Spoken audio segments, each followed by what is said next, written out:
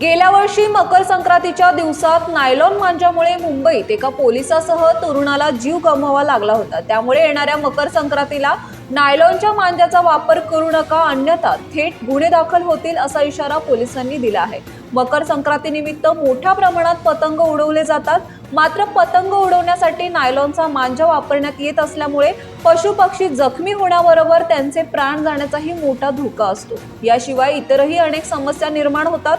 हे लक्षात घेत मुंबई पोलिसांकडून नायलॉनचा मांजा आणि काचेची कोटिंग असलेल्या मांजाची विक्री, साठा आणि वापर यावर या काळात बंदी घालण्यात येते। तसेच विशेष मोहीम राबवून कारवाई करण्यात येते। 12 डिसेंबर 2024 रोजी पश्चिम द्रुतगती मार्गावर नायलॉन मांजामुळे समीर जाधव या पोलीस हवालदाराचा मृत्यू झाला। दिंडोशी पोलीस ठाण्यात ते कार्यरत होते। कर्तव्य उरकून घरी परतत असताना मांजामुळे त्यांना जीव गमवावा लागला होता। 14 जानेवारी 2023 रोजी मांजामुळे मोहम्मद शेख इस्रायल फारुकी वय वर्ष 21 यांचा मृत्यू झाला, तर जालिंदर भगवान नेमाने वय वर्ष 41 हे गंभीर जखमी झाले होते। या प्रकरणी बोरिवली आणि विलेपार्ले पोलिसांनी 2 स्वतंत्र गुन्ह्यांची नोंद केली होती। गेल्या वर्षी 25 डिसेंबर पासून नायलॉन मांजाच्या वापराविरोधात पोलिसांनी विशेष मोहीम राबवली होती। या मोहिमेत 14 जानेवारी पर्यंत मुंबईतील 2 विविध पोलीस ठाण्यांमध्ये 22 गुन्हे दाखल करत 57 जणांना बेड्या ठोकल्या।